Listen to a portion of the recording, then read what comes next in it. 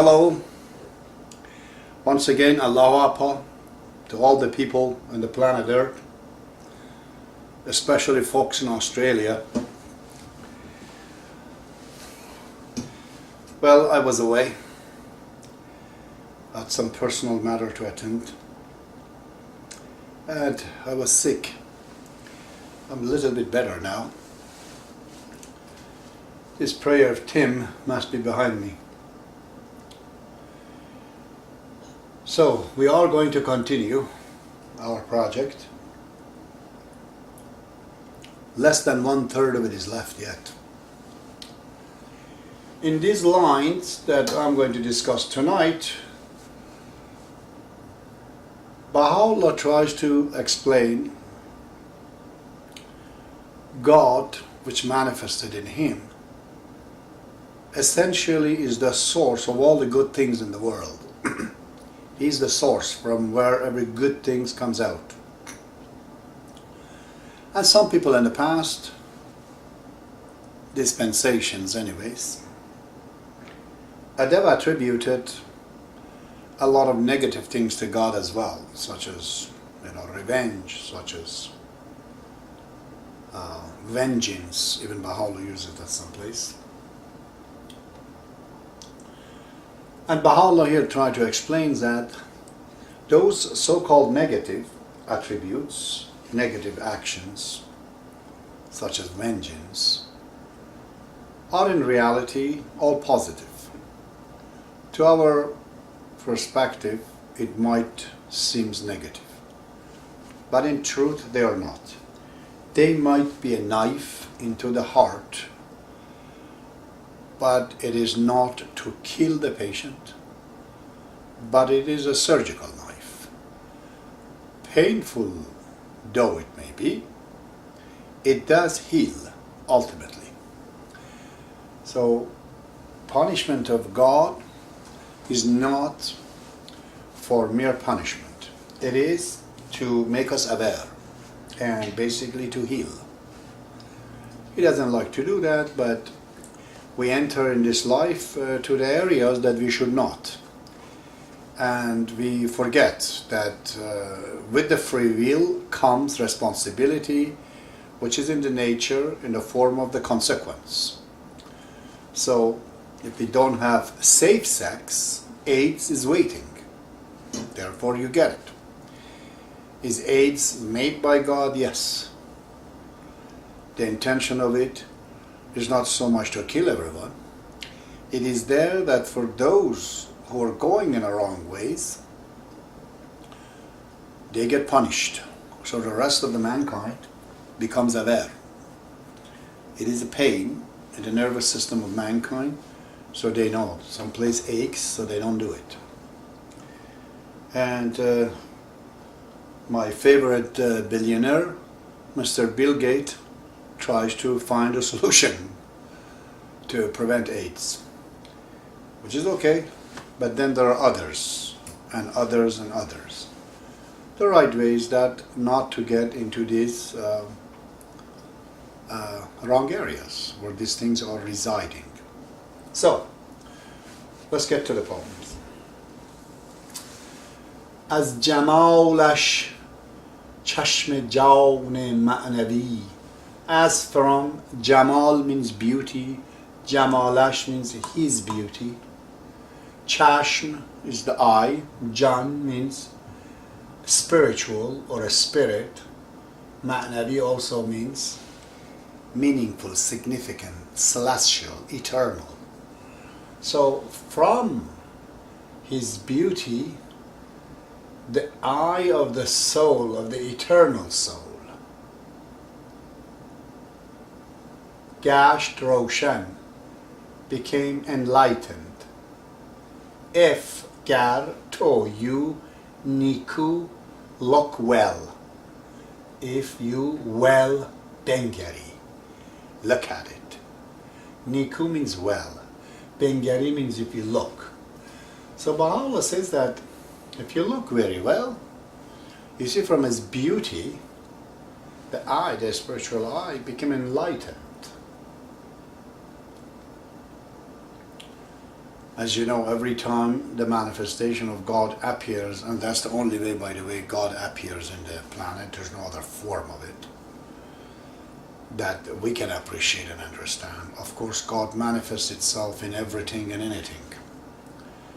But its most brilliant, most clear of all is in the manifestation of God. This is why we are not anymore worshipping idol, because we feel this maker has made things bigger than idol.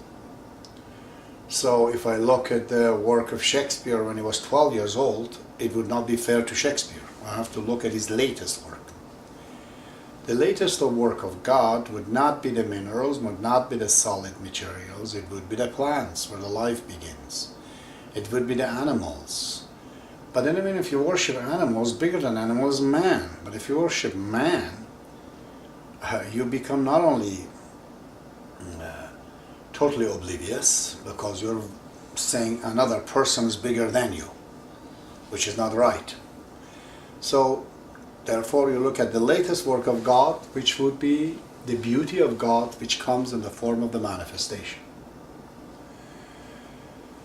Then he says, گر نبودی چشم او اندر جهان, if wasn't his eye in the universe, چشمه‌های نور, the fountains of light. چشمه means fountain, the fountains of light. کی, when, گشتی, became روان, flowing. Ravan means flow.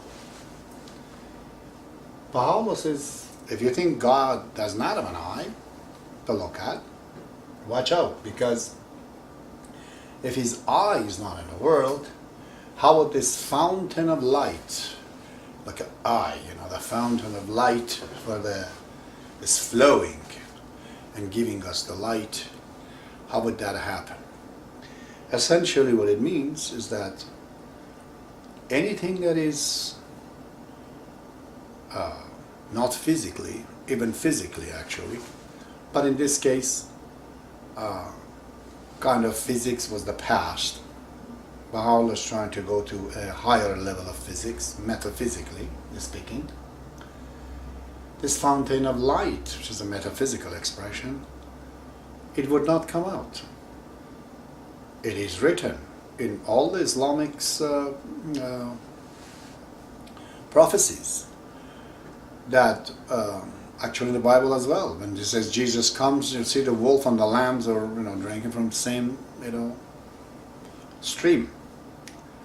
And Islam is written, when the promised one comes, God will bring out from the bottom of the earth treasures, which is oil and diamonds and thousands of other things that it was not there before, like uranium. So many other things that has said, just for the inaugurations of the appearance of the God in the planet for the first time, this new revelation, so many things would have happened. And William Sears has explained in his book, Light of Thief in the Night, that because of the appearance of the Baha'i faith, the graph, the chart of the progress of man has been thousands times more than before. So this is, you can see all these lights, whether it is in the form of physics, whether in the form of knowledge, arts, anything. It is all because of that appearance of God in the planet, because of its revelation. These are just a byproduct of it. As gulash, from his flower, bas, many, golestan. But in poetry you cannot say golestan, you have to say golsetan in order to accommodate the meter of the poem. As gulash bas golsetan آمد پدید. From his flower, bas, many, golsetan, which really should be golestan, garden, came evident, appeared. آمد پدید, in reality, if you talk prose, you have to say padid amad. But in poetry, you can make it vice versa in order to work. Padid amad means created. So from its flower, many garden has appeared. Let's say Quran, the book of Muhammad, is just a flower. From this flower, so many other book has been written. Persians, after about 3rd century, beginning of the 3rd century, right about couple hundred years before Baha'i faith appears, in this period, they have written 100 times more than entire planet combined. They have written that many books. That entire planet combined for this period of time. So many books have been written. So many. Big. Literally there's thousands, many of them gone. But what is left right now is literally in many thousands volumes. You know, like many books of Avicenna when the Mongol horde came in Iran, they burned away many libraries. But still there are thousands of those books still left. So it is all coming from that book. Look at the Bible. Let's say just the book of Apocalypse. I can vouch for you. So many thousands of people have been inspired. Like Charles Dickens, for example. Or that Christmas Carol. Isn't it a fantastic ethical book that he wrote? Probably changed many people and their understanding of the money in his own language. And of course thousands of others. Just in terms of books they wrote. It's all that is the source of it. This is what it says. From its flower, thousands of garden have been created. وز رخش گلهای معنی بردمید. وز, from his face, رخش. رخ again means, is a Persian word for رخ means face, from his countenance. رخش, from his countenance. گلهای, گل means flower, ha means plural, ye means of. From his face, the flowers of ma'ani, of significance, of the spiritual, of eternal, bardamid, bloomed. In a way, it's a definition of the beauty. From that beauty, really, so many beautiful faces have been created in the form of novels. So many characters, so many important people. If the effort of the church wasn't at the time to be interested in creating all these statues and sculpture, how would there be a intrigue to create a person like Michelangelo? The demand of the church and their appreciation created all these artists, in Europe, many thousands of them. And those are the beauties, you see. They came from the beauty of Christ. Now, Baha'u'llah tried to say that this negativity that we have about God, he did this and he did that, try to understand, he says, that what you see is not what it is. Its reality is something else. He says, Naur Musa Nurju dar kuy ou. Nar means the fire, A means of. The fire of Musa, Moses, meaning that burning bush. Nur, light, Jew. Find it light. Jew means to seek, to find, to search. Nurju, find it light. The fire of Musa, the fire of Moses, find it to be light. Dar, in kuyu, in his abode, in his place, in his address, in his street. Kuya means a street. the abode where he lives, where he is. So, what you see from Moses, find that it is the light.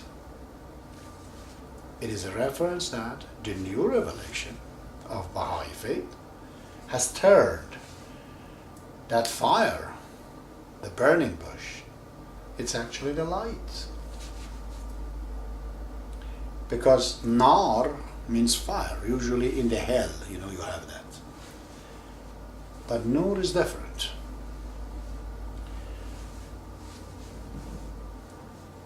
Really, nar and nur, the fire and the light, they have the same source. Relative to the distance of the individual, it might burn or it might give light. Sun is the manifestation of hell and heaven. Both light and the fire comes from it. If you're in Mercury and Venus, you see sun burns you completely away. If you're on Earth, you see the light of it gives you life. Moses, Jesus, and Baha'u'llah is a safe distance away from God. You can't go further than Baha'u'llah. If you do and you're outside of the planet Earth, you are the fair game. You will die. I want to see how many people survived at a time when Islam was in Iran established very well. How many of them survived as a great knowledgeable individual, great knower, the great poet, the great philosopher, the great doctor, that they actually denied Islam? None exist. None. Every one of them showed humility and humbleness towards Muhammad. Every one of them. But the book doesn't seem so amazing to you right now. It is because you're grown up. You see, at that time mankind was young. This thing was big for him. I couldn't understand it more than that. So if you take the time away from this right now and find yourself in a world that there is no book except Quran, in the Middle East per se, or Bible, of course you find this book so amazing. Iranian, they found it very, very amazing. Or they took over the Arab aggressions after about 40 years. Iranian conquered back not only all the land Arab conquered in Iran, but even they took away the entire Arabian's kingdom. It used to be called Umayyad. After Umayyad dynasty killed the martyred Imam Hussein, which is the third successor of Muhammad and the grandson of the Prophet, the Iranians, they basically took them over completely. So they had the time to go back to Zoroastrians, their own religion. They didn't want to. It's clear. At that time, when Abu Muslim took over the Arabian Empire, he could have just completely annihilated Islam. But they found it, no, this book is so amazing. Actually, Persian, eventually they translated into the Persian language for themselves. So what it means is that this time, first time it was forced, but this time, after 40, 50 years, willingly Persian accepted Islam. Not, of course, the version rightfully so Arabs were preaching and teaching. They found that Arabs are not the teacher or understanding this book at all. So they became Shiites, and they understood Muhammad as successors and they accepted it. So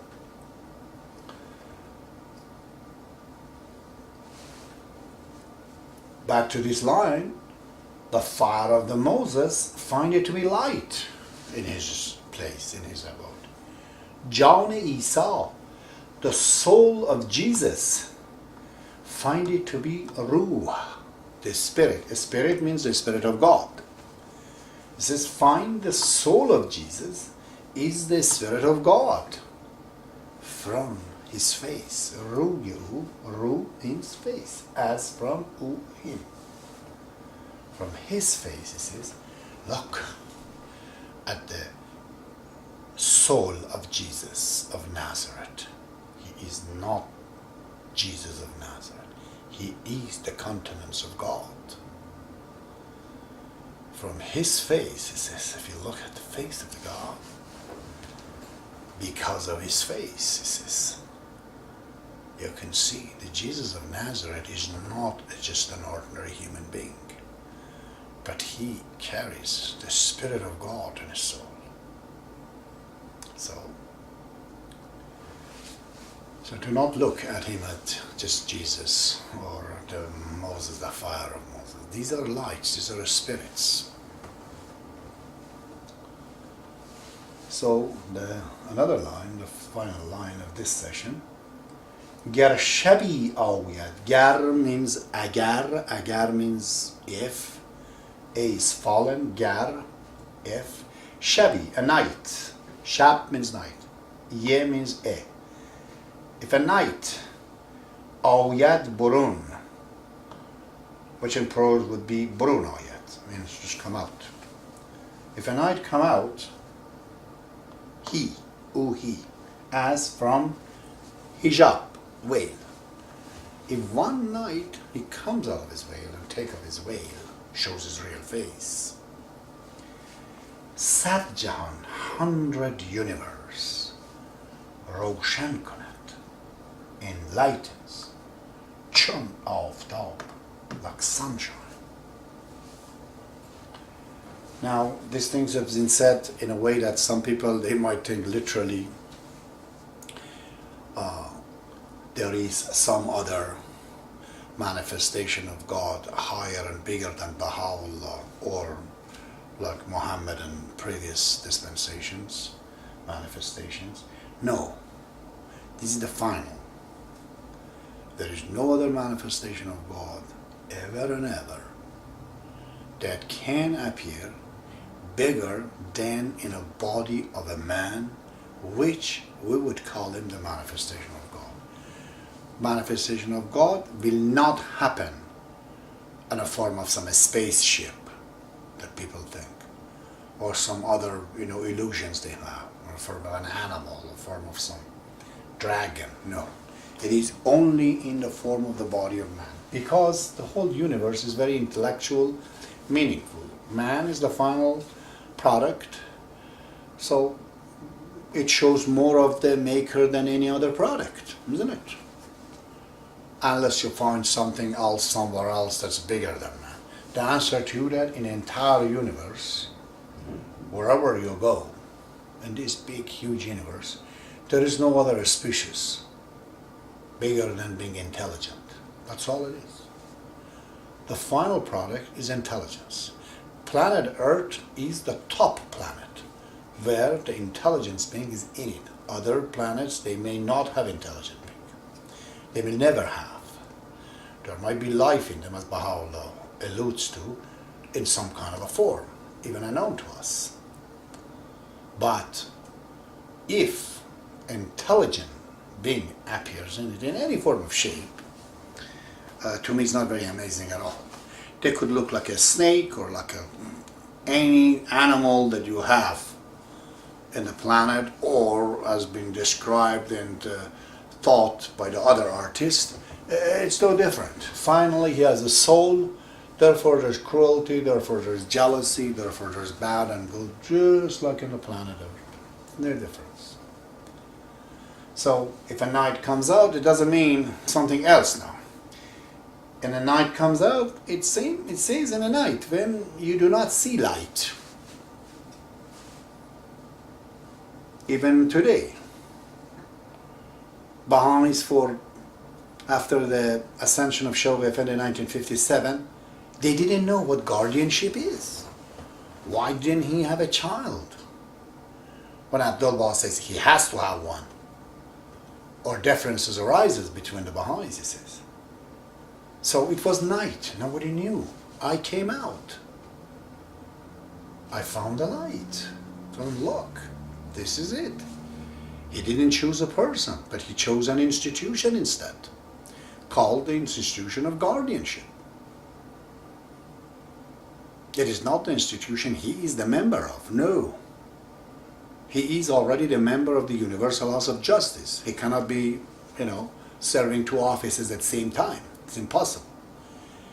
If he's the member of institution of guardianship and universal house of justice, how could operate in both places if he's needed at the same time? That doesn't work.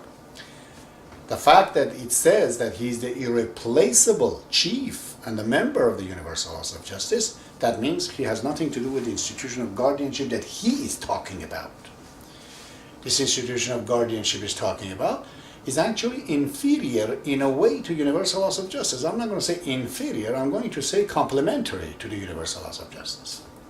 In the same way as some of the tablets are complementary to the Kitab Aqdas. The main book is Kitab Aqdas, but there are a lot of complementary tablets, about 15, 16 of them, such as Tablet of Wisdom. So universal laws of guardianship is a complementary to the universal laws of justice. What is infallible is universal laws of justice. Universal laws of guardianship is not infallible. No. But it can do something that universal laws of justice cannot do. So you might say, well, it's not infallible, so what do we do? Well, there is no other institution that can interpret. Interpretation that's acceptable to universal laws of justice. The interpretation that universal laws of justice can go with is the interpretation of the universal laws of guardianship. And those are the only elected body that their interpretation is not infallible, but it is authentic. You see? Universal laws of justice uses that interpretation and accept it. Once accepted, it becomes infallible. Based on such an infallible information, now they will enact new laws. You see how it works? So nobody knew about it. I brought it up. There you go. This is even night. It comes out, takes the veil off, and shows some light, some windows. Sad Jahan Roshan Konat Chunavda. Hundreds of universe. Well, this universe is not a reference to the physical universe. There are thousands of universes, say the universe of art, the universe of knowledge, the universe of Baha'is, the universe of the soul. There's so many, different strata, different layers. As Baha'u'llah says, 100 layers, So, these universes, it all become enlightened if it comes out. It's not talking the entire universe, no. Baha'u'llah's revelation is limited to the planet Earth. Completely. However, if there is another race so close to human being, 100% does not exist. 100%. It won't be. They might come to Earth, and they find it fantastic. Their answer was in Earth. It's possible. They might adopt it in a way. But they don't look like us. But they find this very, very interesting. Just like, let's say, in a country, Europe, let's say. People in England, they speak English. As gradually you go away, the language will start to turn and becomes French. Many words are the same. As you further you go back to see, then they become German. Then you go back on that time, become Swedish and Finlanders and Russian. So these changes are gradual from one point. Even the races gradually starts from one end. White race gradually go from England, come to a point they become brown and darker and goes down. This way it changes, get to become Chinese. So there's an order, like an alphabet. It goes from it. Therefore, other people in the universe, the closest intelligent life that's to us, it would be just a little different from us, not very much. Now, if you found them very different, still, believe me, that's only a minor difference, as opposed to go further down. Number one. Number two, the whole region of this universe has been made at the same time almost, so those guys are not too far different from us in a way of their progress. Not very much different. Why can't we see them each other now? Is because we are not civilized enough to meet each other. One of us might be seriously scared of the other one. One of us might get a sickness from the other one and just completely get annihilated. So this distance is just a safe distance between this intelligence. God has made it as we progress enough that we can handle huge differences, then we'll meet them. Okay? So this is it, that Baha'u'llah says the source, of all the goodness, it is from him. If you find it is good. But it's very different, as he says, nikubengari. You look well. Because a lot of things, they seems very good and nice to us. I would say to you that immediately doubt it, that you are seeing good. You are not able to see good. That's the problem. Why is that? It's because we are imperfect. So if we are imperfect, what we see nice, probably there's imperfection in our perceptions, in our understanding. We may well praise something that is totally our enemy. It's ugly, it's not right. The more of an angle we have to the truth, the more wrong we are. Iranian, they saw Ayatollah Khomeini as the manifestation of God, almost. Okay? Totally they saw it at one point. How wrong they found that they were only after 20 years. None of them in Iran, they even believe he's an Iranian. Many of them, they doubt he was a Muslim even. It was just a convoluted things. Why are we like this? That they have to bring the drink to us. We have to drink and get sick only to believe that this is not good. Aren't there any other way?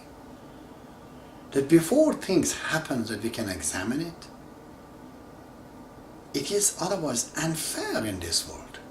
Use the criteria, the measuring tape God has given it to you. What is that criteria? What is that scale? Baha'i faith. Use it as a scale. If your boyfriend and girlfriend that you're meeting to marry, after you present the Baha'i faith to them and give them some times, if they found it not good, trust me, that is the scale. They are not the person that you have to marry if you're persisting so much on the faith, unless you don't. But that's the criteria. In Canada they say, many people anyways, when you go in a house with a dog, if dog starts liking you, the owner says, okay, this is a good guy. Dog doesn't like you, they use dog as a scale, eh? So the Baha'i faith is on a scale. You present it, not for sake of becoming a Baha'i. Just give an idea that I believe in the equality of the right of the man and women. The moment the person says no such things, he is out. Or racism is wrong. If he says no, there are different races, he's wrong. This is the criteria that we have to use. Very well, I'm not still dead, no. And there seems to be some light coming out here and there.